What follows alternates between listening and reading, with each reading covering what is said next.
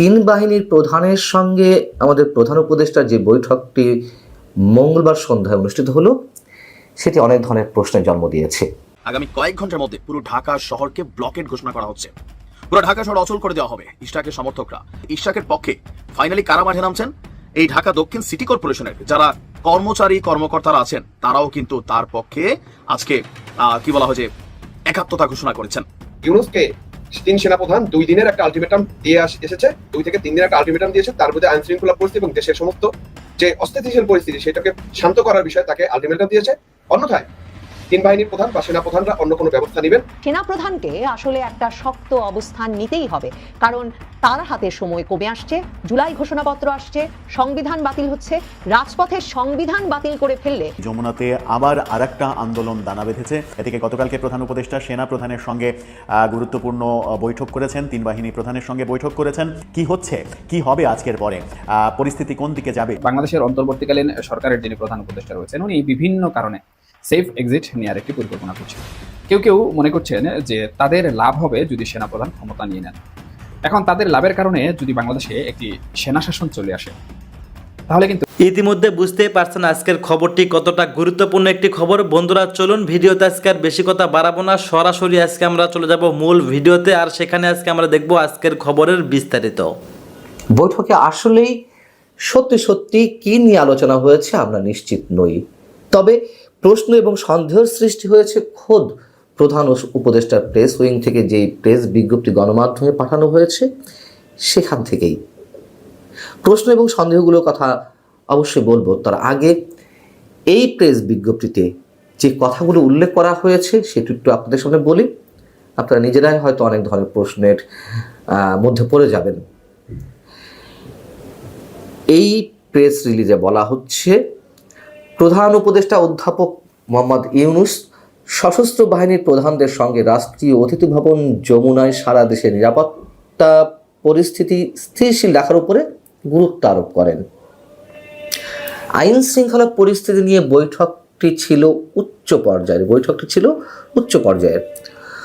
উপস্থিত ছিলেন কে? সেখানে উপস্থিত ছিলেন সেনাপ্রধান জেনারেল ওয়াকারুজ্জামান, নৌবাহিনী প্রধান অ্যাডমিরাল মোহাম্মদ নাজমুল হাসান এবং বিমান বাহিনী প্রধান এয়ার মার্শাল হাসান মাহমুদ খান।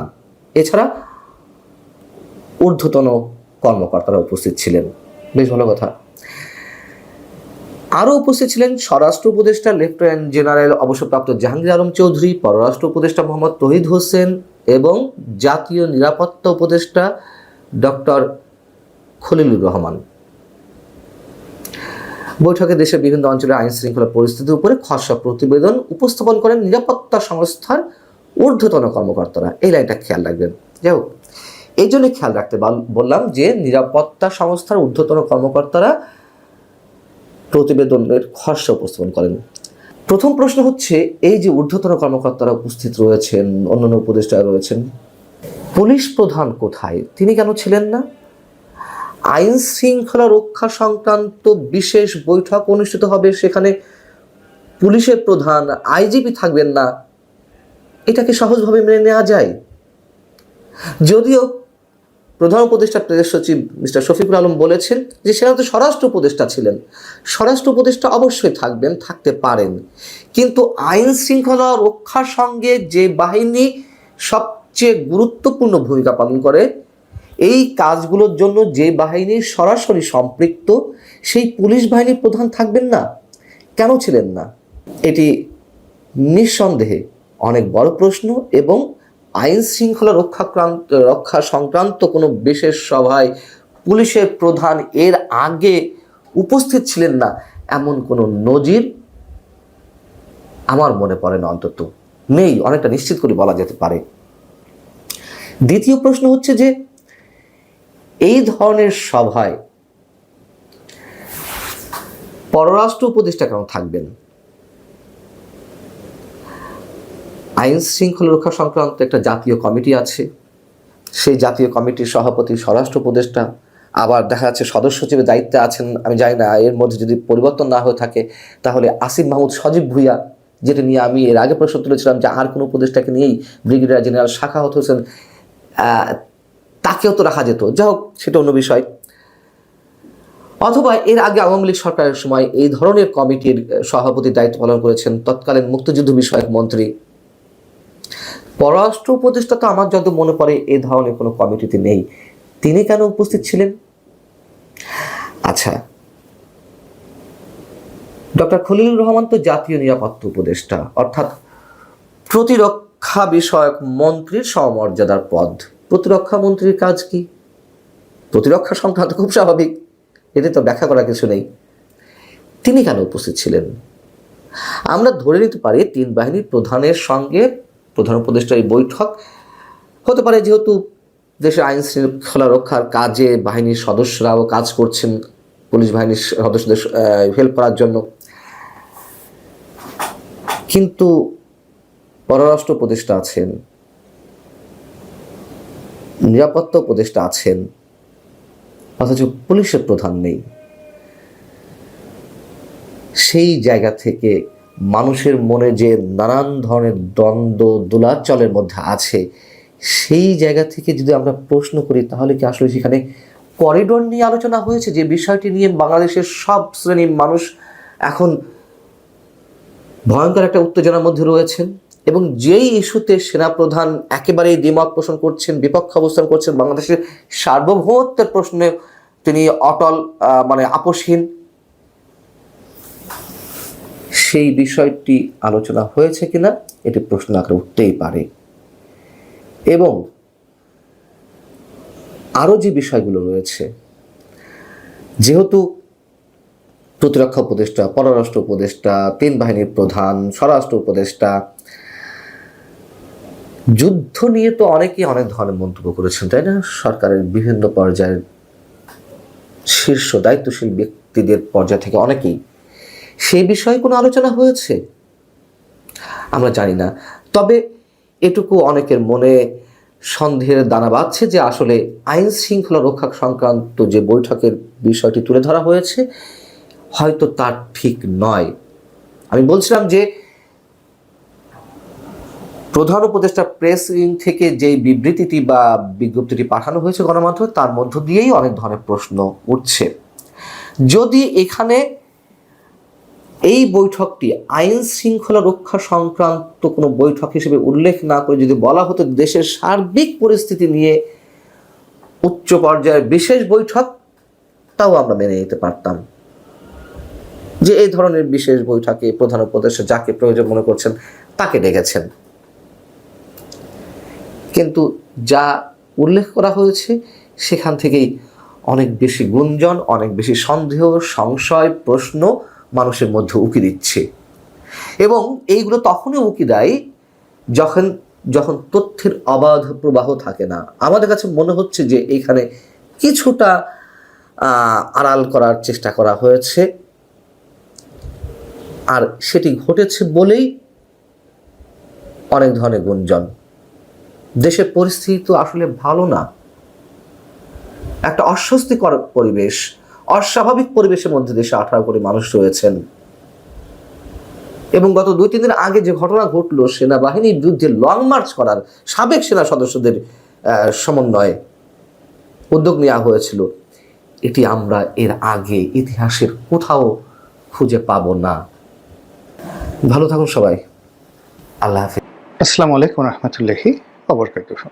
সম্মানিত দর্শক, অতি সম্প্রতি ছাত্রদের দাবির মুখে অন্তর্বর্তীকালীন সরকার আওয়ামী লীগ নামক যে রাজনৈতিক দল, এটির বিচার করা এবং বিচারিক কার্যক্রম চলাকালীন সময় এই দলটির সকল রাজনৈতিক কর্মকাণ্ডকে নিষিদ্ধ ঘোষণা করে একটি পরিপত্র জারি করেছে। পরিপত্রটি অস্পষ্ট, এটিকে আপনি ডান দিকেও নিতে পারেন, বাম দিকেও নিতে পারেন। তো এতে করে যারাই আন্দোলন করেছিলেন তাদের একটা আশা ছিল যে এই ঘটনার ফলে আওয়ামী লীগের তৎপরতা কমবে এবং বাংলাদেশে যে রাজনৈতিক একটা ভ্যাকুয়াম তৈরি হবে, সেই ভ্যাকুয়ামের জায়গাগুলো অন্যান্য রাজনৈতিক দলগুলো দখল করতে পারবে। আওয়ামী লীগের যে সকল জনপ্রতিনিধি, বিশেষ করে স্থানীয় সরকারের যে সকল জনপ্রতিনিধি রয়েছেন, ইউনিয়ন পরিষদের মেম্বার, চেয়ারম্যান, পৌরসভার মেয়র, তারপর সিটি কর্পোরেশনের মেয়র, কাউন্সিলর থেকে শুরু করে আরও অনেকে, যাদেরকে রিকনসিলিয়েশনের মাধ্যমে বা ট্রুথ কমিশনের মাধ্যমে যদি কোন একটি রাজনৈতিক দলে, সেটা এনসিপি হোক, জামাত হোক, বিএনপি হোক, তাদেরকে আনা যায়, তাহলে যারা এই আওয়ামী লীগের নেতা শ্রেণীর 10-15 হাজার লোককে রিকনসিলিয়েট করতে পারবেন, তারা রাজনৈতিকভাবে এগিয়ে যাবেন। এবং এক্ষেত্রে সবচেয়ে বেশি লাভবান হবে এনসিপি এবং এখন বর্তমান ডক্টর মোহাম্মদ ইউনূস সরকার, যদি তারা এই কাজগুলো করতে পারেন। এবং এই কাজগুলো তারা করতে গিয়ে যে উৎসাহ বোধ করেছেন, এর পেছনে হয়তো অনেক ক্ষমতা লোভী পদপদবীধারী আওয়ামী লীগের যারা নেতাকর্মী রয়েছেন, তারা হয়তো সরকারের কর্তা ব্যক্তিদের সঙ্গে যোগাযোগ করেছেন এবং বলেছেন যে আমাদেরকে নেন, আমরা জান প্রাণ দিয়ে আর জীবনে আওয়ামী লীগ করবো না, আপনাদের সঙ্গে থাকবো এবং আমাদের সহায় সম্পত্তি, জনপ্রিয়তা যা কিছু আছে আপনাদের সেবায় নিয়োজিত হবে। রাজনৈতিক পদপদবী আসলে খুব জঘন্য একটা বিষয়। এটি এমন একটা বিষয় যে এই পদপদবী পাওয়ার জন্য হয়তো 1 মাসের জন্য, হয়তো 15 দিনের জন্য, হয়তো 1 বছরের জন্য মানুষ কি না করে। অতীতে আমরা দেখেছি অনেক মানুষকে, দেখেন, জেলে ধরে নিয়ে গেছে আওয়ামী লীগের নেতাকর্মীদেরকে, বড় বড় নেতাকর্মীদেরকে, ওদেরকে আবার অনেকে পিটনিও দিচ্ছে। আমরা ভিডিওতে দেখলাম আসাদুজ্জামান নূর, তারপরে শেষে হাসানুল হক ইনু সাহেব, তাদেরকে হেনস্থা করা হয়েছে জেলখানার ভিতরে, না বাইরে বা কোর্টে কাছারিতে বা হাসপাতালে। এই দৃশ্যগুলো কিন্তু ফুটছে। এই একেবারে যাকে বলে ফ্লাইং কিক দেওয়া হচ্ছে, চড় দেওয়া হচ্ছে, থাপ্পড় দেওয়া হচ্ছে, গালাগাল করা হচ্ছে, কিন্তু তাদের এটা নিয়ে কোনো লজ্জা শরম নাই। তারা দাঁত কিলবিলিয়ে হাসছে। আবার যখন বাইরে আসছে তখন এমন একটা ভাব দেখাচ্ছে যে মনে হয় কিছুই ঘটেনি। তা আসলে ক্ষমতা বা ক্ষমতার যে লোভ এবং লালসা মানুষকে বেহায়া বানিয়ে ফেলে, ভীষণ রকম বেহায়া বানিয়ে ফেলে। এখন এই জমানা তো দেখেন যে ছোট্ট একটা পদের জন্য, পদবীর জন্য অনেক বড় বড় নেতা, বিএনপির নেতা, আওয়ামী লীগের নেতা, জামাতের নেতা এমন এমন জায়গাতে যাচ্ছে, এমন এমন লোকের হাতে পায়ে ধরছে, এমন সব কথাবার্তা বলছে যেগুলো কোনো ভদ্রলোক যদি শুনে আসলে ক্ষমতার রাজনীতির প্রতি একটা ঘৃণা এসে যায়, বিকট একটা ঘৃণা এসে যায়। তো এরকম মানে কৃষ্ণকলে লীলা খেলা কি একটা কথা যেন আছে, ওই রকম। মানে আওয়ামী লীগের একটা নির্বাচনকে আপনি বৈধই মনে করছেন না, অথচ সেই নির্বাচনের যে ফলাফল সেটা আপনি পেতে চাচ্ছেন। এখন আপনি এটা নিয়ে কি বুঝাবেন, কি যুক্তি দিবেন? মানুষ কিন্তু এটা নিয়ে খুব আলোচনা করছে, সমালোচনা করছে। আবার দেখা গেল যে প্রশাসক নিয়োগ করার জন্য আওয়ামী লীগের একজন নেতার বা মন্ত্রীর সয় সম্পত্তি রক্ষা করার জন্য উপদেষ্টাতে একজন উপদেষ্টার নাম আসছে, তার স্বামীর নাম আসছে। জঘন্য, মানে ভীষণ রকম জঘন্য একটা জায়গাতে। এখানে আসলে আপনি কাকে বিশ্বাস করবেন? কাউকে আপনি এখানে বিশ্বাস করতে পারবেন না। একজন উপদেষ্টা, বাচ্চা উপদেষ্টা, যে কিনা কয়েকদিন আগে যার ম্যাচের পয়সা দেওয়ার সামর্থ্য ছিল না, একটা গেঞ্জি কেনার সামর্থ্য ছিল না, এখন তার একটা পিয়ন অল্প কয়েকদিনের মধ্যে 300-350 কোটি টাকা চুরি করে ফেললো। পিয়ন না, ঠিক এপিএস এরকম জাতীয়। মানে এরা এপিএসও, পিয়ন বা ঝাড়ুদার does not matter, is a bad man. তো অল্প কয়েকদিনে 350 কোটি টাকা সে তছরূপ করে ফেললো, বা 315 কোটি টাকা না কি যেন, ইত্যাদি ইত্যাদি। তো এগুলো দেখলে মানে কি মনে হয়, অবাক করে মনে হয় যে মানুষ এরকম হয় কি করে। আমি অন্যের কথা বলবো না, আমি নিজের কথাই বলি। ধরেন টাকা পয়সা তো আমরা চিনেছি। যখন আমি রাজনীতিতে এসেছি 2001 সনে, তখন তো তরুণদের মধ্যে একেবারে শীর্ষস্থানে ব্যবসা করার মধ্যে আমি অন্যতম একজন। এই বাংলাদেশের এমন কোনো 1 নম্বর 2 নম্বর ব্যবসা নেই যে এই ব্যবসা সম্পর্কে আমার কোনো ধারণা ছিল না। কিন্তু তা সত্ত্বেও এই যে আমি আজকের ইউটিউবে বললাম যে আমার এই 30 বছরের ব্যবসায়িক জীবনে কোনোদিন চট্টগ্রাম বন্দর, Chattogram custom house, Dhaka customs house, আয়কর অফিস, ঢাকা বন্ড অফিস, এদের সঙ্গে আমার ব্যবসা ছিল। তারপরে অগ্রণী ব্যাংকের সঙ্গে আমার ব্যবসা, বিভিন্ন ব্যাংকের সঙ্গে আমার ব্যবসা, লোন নিয়েছি, পরিশোধ করেছি। কিন্তু এই 30 বছরের জীবনে 30টি পয়সা, একটি পয়সাও কাউকে ঘুষ দিতে হয়নি। বাংলাদেশে যারা বলেন যে ঘুষ ছাড়া কাজ হয় না, তারা আমার এই ফাইলগুলো একটু খোঁজ নিয়ে আসেন। আমার দুর্নীতি দমন কমিশনে শেখ হাসিনার নির্দেশে প্রায় 10 বছর 3 থেকে 4 বার আমার ফাইল মানে তারা তদন্ত করেছে, পুনঃ তদন্ত করেছে। দুদকের অনেক কর্মকর্তা এসেছেন অফিসে, 1 কাপ চা পর্যন্ত খাওয়ায়নি, বরং এখান থেকে তারা আমার সঙ্গে কথাবার্তা বলতে গেলে মুরিদ হয়ে এখান থেকে তারা চলে গেছেন আমার এই অফিসে বসে। তারপর সবচেয়ে বড় মন্ত্রণালয়টি, সেই মন্ত্রণালয়ের আমি সংসদীয় কমিটির প্রধান ছিলাম, প্রধান না ঠিক একজন সদস্য ছিলাম। কিন্তু এখানে বৃহত্তর যোগাযোগ মন্ত্রণালয়, যার অধীন সড়ক, যোগাযোগ, রেলপথ যখন একত্রে ছিল, সৈয়দ আবুল হোসেন সাহেব মন্ত্রী ছিলেন, ওয়াদুল কাদের সাহেব মন্ত্রী ছিলেন। বাস্তবতা হলো যে আমি একজন সংসদ সদস্য হওয়ার সত্ত্বেও আমার সংসদীয় কমিটির চেয়ারম্যান কিংবা আমাদের যে মন্ত্রী আবুল হোসেন সাহেব বা ওয়াদুল কাদের সাহেব, আমার একটা কথার বাইরে যাওয়ার সামর্থ্য তাদের ছিল না যতদিন আমি ছিলাম। আমি যদি একটা ধমক দিতাম, কর্মকর্তা তো দূরের কথা, মন্ত্রীদেরকে পার্লামেন্টারি কমিটির বৈঠকে কিভাবে ধমকিয়েছি সেটা আপনারা ইচ্ছা করলে সংসদীয় কমিটির রেকর্ডে দেখতে পারেন। কিন্তু বিনিময়ে কোনো একটা মন্ত্রীর দপ্তরে গেছি, 1 কাপ চা খেয়েছি, একটা টেলিফোন করেছি, এরকম সিঙ্গেল নজির নাই। বরং আমার মন্ত্রীরা অনেক মন্ত্রীরা টেলিফোন করেছে, আমি ফোনই ধরিনি, যে এদের সাথে আমি কথা বলবো না। আমার কোনো অসুবিধা হচ্ছে না, আমি এখন একটা দল করছি, বিএনপির মতো একটা দলের মনোনয়ন পাওয়া তো 4টিখানি বিষয় নয়। আপনি দেখুন তো যে বিএনপির মতো একটা দলের মনোনয়ন পেয়ে গেলাম, বিএনপির কোনো লোক, কোনো নেতা বলতে পারবেন যে আমি তাদেরকে 1 কাপ চা খাইয়েছি এই মনোনয়ন পাওয়ার জন্য? এখন পর্যন্ত টিল নাও 2000 বিএনপির সবচেয়ে খারাপ সময়, একেবারে সবচেয়ে খারাপ সময়টিতে আমি বিএনপিতে ছিলাম এবং এখন পর্যন্ত আছি। আমি আমার মতো সে প্রথম দিন থেকে কাজ করে যাচ্ছি, লিখে যাচ্ছি, কথা বলে যাচ্ছি। 18 সনও বেগম জিয়ার পক্ষে বলেছি, বিপক্ষে বলেছি, তারেক রহমান সাহেবকে সমালোচনা করেছি, তার পক্ষে বলেছি।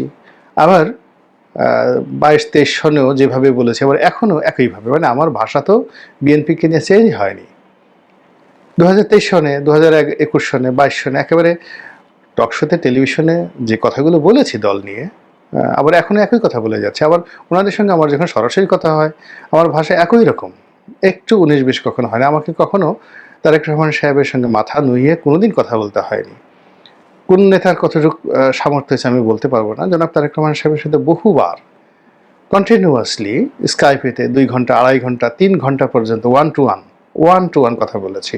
তো আমাকে তো একটা তেল দিতে হয়নি, একটা শব্দ উচ্চারণ করতে হয়নি টু কনভিন্স হিম।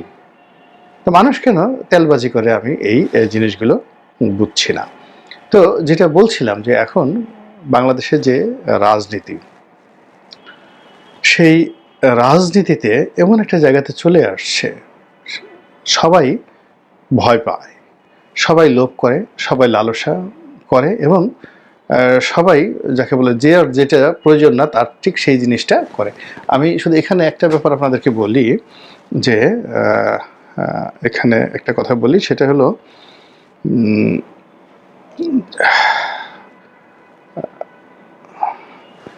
তো এই যে আমাদের যে রাজনীতি, সেই রাজনীতির মধ্যে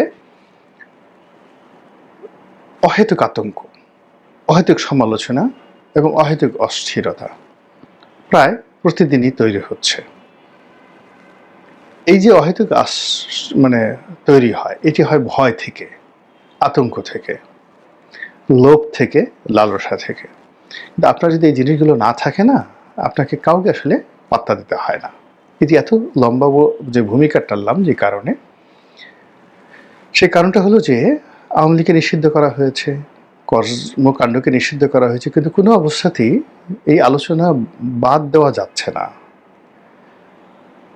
তো এখন আওয়ামী বিরোধী যে পত্রপত্রিকাগুলো, সেখানে জয় আমেরিকা থেকে দিল্লিতে আসছেন এ নিয়ে খবর করেছে। আচ্ছা, আওয়ামী লীগ নিষিদ্ধ করেছেন, জয় আমেরিকা থেকে দিল্লিতে আসছে, তাতে আপনার কি? এটা নিয়ে আপনার লেখার দরকারটা কি?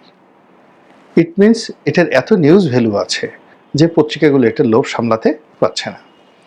আবার জয় দিল্লি থেকে, যাকে বলা হয় কলকাতাতে আসবেন, নেতাকর্মীদের সাথে বৈঠক করবেন, এটা আপনি নিষিদ্ধ দল, সে বৈঠক করলেই কি না করলে কি, আপনার তো দরকারটা কি?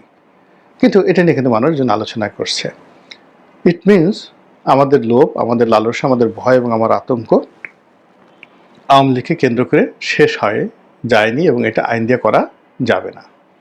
এরই একটা নমুনা ইদানিংকালে আমরা দেখতে পেলাম। সেটা হলো যে শেখ হাসিনা তো ওই যে একের পর এক ভয়েস দিয়েই যাচ্ছেন, একের পর এক বক্তব্য দিয়েই যাচ্ছেন। কে কি মনে করলো কিচ্ছু আসে যায় না। তিনি যখন মানে তার এই যে বক্তব্যগুলো, কথাবার্তাগুলো 1981 সনে উনি আসার পর থেকে আজকের দিন পর্যন্ত একটু পরিবর্তন হয়নি। শুধুমাত্র এখানে যেমন জিয়াউর রহমান সাহেবকে গালাগালটা বন্ধ করেছেন, তারেক রহমান সাহেবকে গালাগালটা বন্ধ করেছেন, বেগম জিয়াকে গালাগাল বন্ধ করেছেন এবং কথায় কথায় বিএনপি ছাত্র দলকে হেয় করার যে প্রবৃত্তিটা এটা নিয়ন্ত্রিত। এর বাইরে মানে যে গালটা তারেক রহমান সাহেবকে করতেন সেই গালাগালটা এখন ডক্টর ইউনূসকে করছেন। তারপরে যে গালাগালটা বেগম জিয়াকে করতেন সেটা অন্যজনকে করছেন, কিন্তু তার ক্যারেক্টারিস্টিক্সে কিন্তু কোনো পরিবর্তন হয়নি। এবং আমাদের যে বাঙালি সমাজ, সেই বাঙালি সমাজ তার এই যে চরিত্র, এই চরিত্রটাকে রিগ্রেট করতে পারছে না। ঠিক আছে, এই মহিলা সারাদিন এভাবে গালাগাল করে, খিস্তি খাওয়ার করে, তার মধ্যে করে কথাবার্তা বলে, আমরা তার কথা শুনবো না। কিন্তু না, তার কথা সবাই শুনছেন, তার পক্ষের লোকজন নামছেন, তার বিপক্ষের লোকজন নামছেন এবং তাকে আলোচনার কেন্দ্রে আমাদেরকে রাখতে হবেই। ফলে কি হলো, এই যে এত আন্দোলন, এত মানে কাগজপত্র নষ্ট হলো, দেশ জাতির দুর্ভোগ হলো, যমুনাতে বিরাট সমাবেশ হলো, শাহবাগের সমাবেশ হলো, আওয়ামী লীগ নিষিদ্ধ হলো, কিন্তু এখন এত কিছুর পরে কেন শেখ হাসিনা তার নেতাকর্মীদেরকে কোন একটা অডিও মেসেজে সে তিনি নির্দেশ দিয়েছেন যে তোমরা বাংলাদেশে যাও। এটি না আমাদেরকে কেন আলোচনা করতে হবে? এবং এই যে আমি এটা করছি, এটা বলতে গেলে বাধ্য হয়ে করছি, এর কারণ হলো ফেসবুক ভরে গেছে। এরপরে পক্ষ বিপক্ষের বিভিন্ন লোক, মানে যে যতটুকু জানে আওয়ামী লীগের নেতাদের কাছে, সাংবাদিকদের কাছে, যারা বিভিন্ন মহলে খোঁজখবর রাখেন, তাদের সবার কান ঝালাফালা করে বলছে যে শেখ হাসিনা হঠাৎ করে এরকম সিদ্ধান্ত কেন নিলেন, তিনি নেতাদেরকে নির্দেশ দিলেন কেন, যদি নেতারা এইভাবে ঢুকে যায় কেন, কীভাবে ঢুকবে, এইভাবে থেকে তাদেরকে পুশিং করা হবে নাকি তারা এইভাবে ঢুকবে ভারতের মদদে। ঢাকা শহরে বিভিন্ন জায়গাতে গোয়েন্দা, ভারতীয় গোয়েন্দাদের ভরে গেছে, ভারত বিভিন্ন পয়েন্ট দিয়ে তারা যেভাবে মানুষদেরকে পুশিং করছে, ভারত যেভাবে হার্ডল্যান্ড হয়ে যাচ্ছে, শেখ হাসিনা কি নেতার প্ল্যান কি, নরেন্দ্র মোদীকে তাকে কী সিগন্যাল দিলেন যে হঠাৎ করে তিনি এই কথা বললেন। এরপরে আবার সত্য মিথ্যা আমি জানি না, এগুলো নিয়ে আমার কোনো ইন্টারেস্টও নাই, কিন্তু ফেসবুকে দেখাচ্ছে যে বঙ্গবন্ধু এভিনিউতে আওয়ামী লীগের যে অফিস, যেগুলোকে এতদিন পাগলের কারখানা, মানুষের অনেক ছিন্নমূল মানুষ গিয়ে সেখানে মলমূত্র ত্যাগ করতো, তারপরে পাগলরা সেখানে গিয়ে থাকতো নানা রকম, সেই জায়গাটা নাকি আবার যুবলীগের যারা ছেলেরা রয়েছে, সমর্থক রয়েছে, তারা সেটা দখল করেছে ইত্যাদি নানা রকম ছবি আবার ফেসবুকে ভাসছে।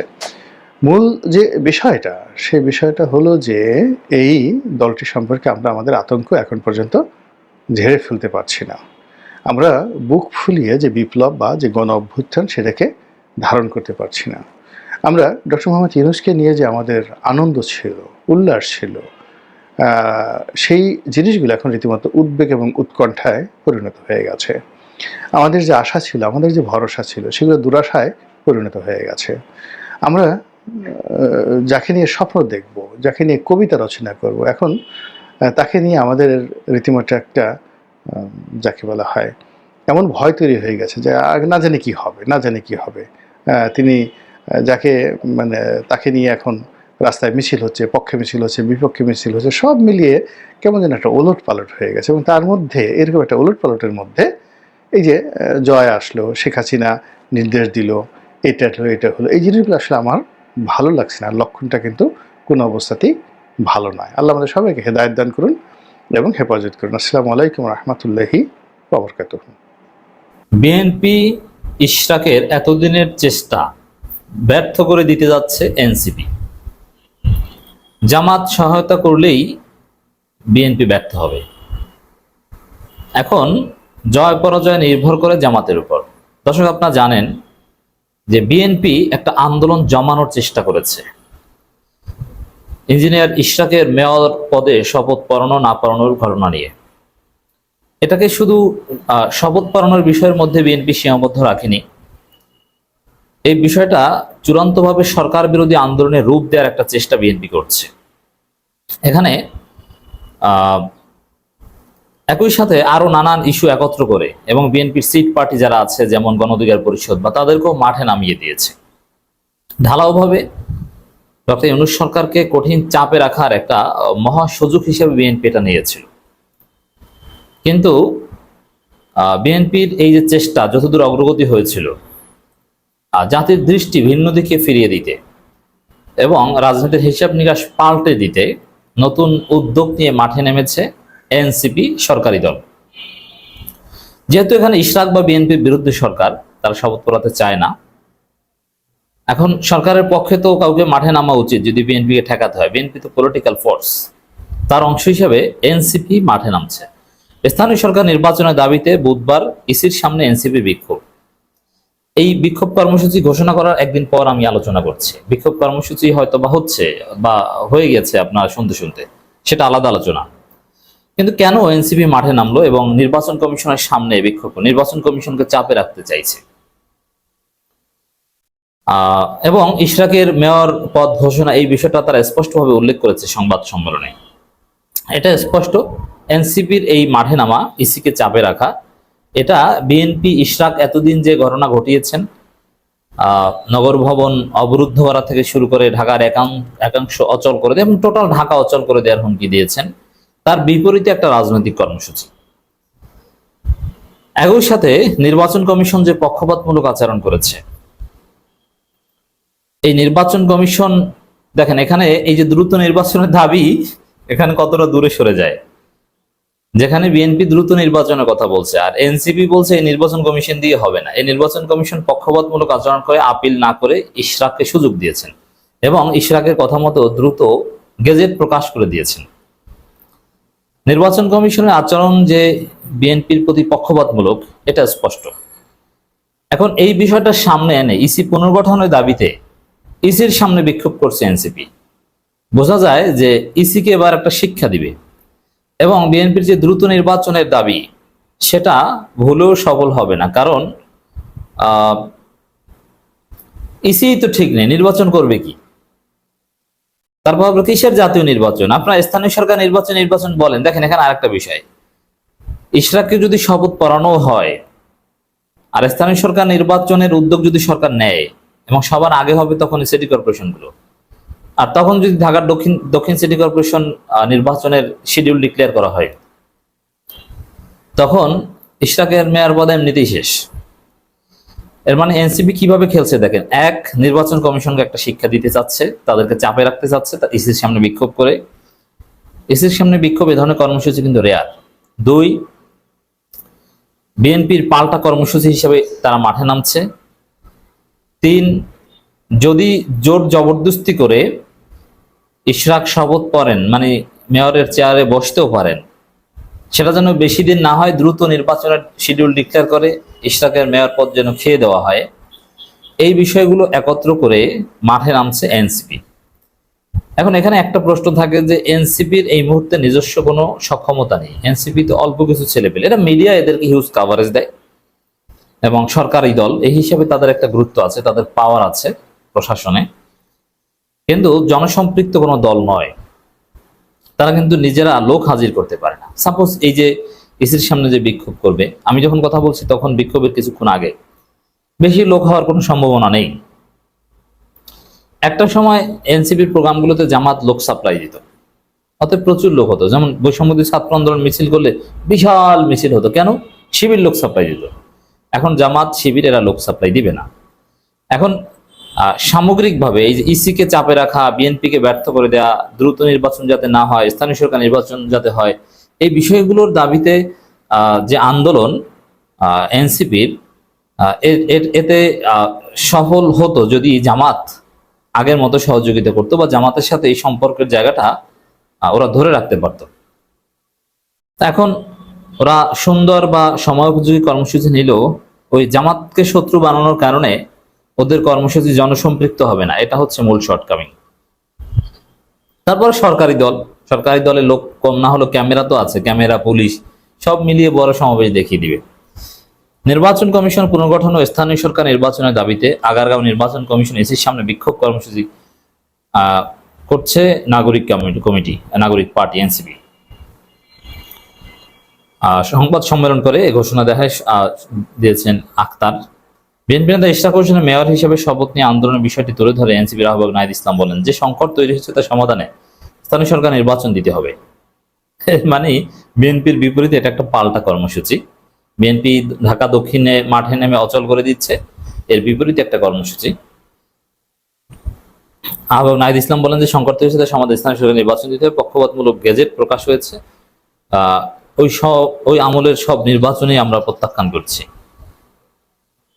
এখানে যদি জামাতের একটু সহযোগিতা পেত তাহলে বিএনপিকে কঠিন একটা ধরা দিয়ে দেওয়া যেত। কিন্তু ওই যে এনসিপির বাচ্চারা বেশি বুঝতে যে এখন ভালো ভালো কাজও করতে পারছে না, জামাতের কাছে যদি হাতে পায়ে ধরে যে স্যার হুজুর আর এগুলো করব না, আমাদেরকে মাফ করে দেন, আমাদের হেল্প করেন, তাহলে রাজনীতিতে একটা গুণগত পরিবর্তন এনসিপির মাধ্যমে আনা সম্ভব ছিল। নাহিদ বলেন জাতীয় নির্বাচন গণপরিষদ নির্বাচন তারিখ ঘোষণা করে স্থানীয় সরকার নির্বাচন দেওয়া হোক। দেশের বর্তমান সংকট থেকে উত্তরণের জন্য স্থানীয় সরকার নির্বাচনের কোনো বিকল্প নেই। এটা ইশরাককে কঠিন পরিস্থিতিতে রাখবে স্থানীয় নির্বাচনের এই দাবি। নির্বাচন কমিশনের সমালোচনা করে নাহিদ ইসলাম বলেন বাংলাদেশকে গণতান্ত্রিক প্রক্রিয়া নিতে হলে ইসি পুনর্গঠন করতে হবে। বিভিন্ন জায়গায় আপনার ইসি যে ছলচাতুরি করেছে তা বন্ধ করুন। এই কথাটা আমি অনেক আগে থেকে বলে আসছি যে এই ইসি দিয়ে হবে না। আমি এর সাথে একমত যে এই ইসি পক্ষপাতমূলক, এই ইসি বিএনপির দালাল। বিএনপিকে তারা অনৈতিক সুবিধা দিয়ে আসছে শুরু থেকে। সালাউদ্দিন আহমেদের কথায় এই নির্বাচন কমিশনার বৃন্দ চলেন সবাই। এনসিপির মুখ্য সমন্বয়ক নাসিরউদ্দিন পাটোয়ারি ইশরাক সমর্থকদের আন্দোলনের সমালোচনা করবেন। দলীয় স্বার্থে সাধারণ মানুষ এখন নগর ভবন থেকে কোনো সেবা পাচ্ছে না। নির্বাচন কমিশন দায়বদ্ধহীনতার কারণেই নগর ভবনের সামনে এই পরিস্থিতি তৈরি হয়েছে। এখন এই পরিস্থিতিতে নির্বাচন কমিশনকে যেভাবে এনসিপি দায়ী করলো, এতে জাতীয় নির্বাচন দেরিতে হওয়ার আরো সম্ভাবনা তৈরি হলো। কারণ ধন্যবাদ প্রিয় দর্শকবৃন্দ, আমাদের ফুল ভিডিওটি দেখার জন্য আপনাকে জানাই অসংখ্য ধন্যবাদ। তো বন্ধুরা, আজকের এই নিউজটি দেখে আপনাদের কি মতামত অবশ্যই কমেন্ট বক্সে কমেন্ট করতে ভুলবেন না। আর হ্যাঁ, এমন নিত্য নতুন আপডেট খবর সবার আগে পেতে চাইলে এখনই আমাদের এই পিচ্চি সাকিব ইউটিউব চ্যানেলটি সাবস্ক্রাইব করুন। ধন্যবাদ।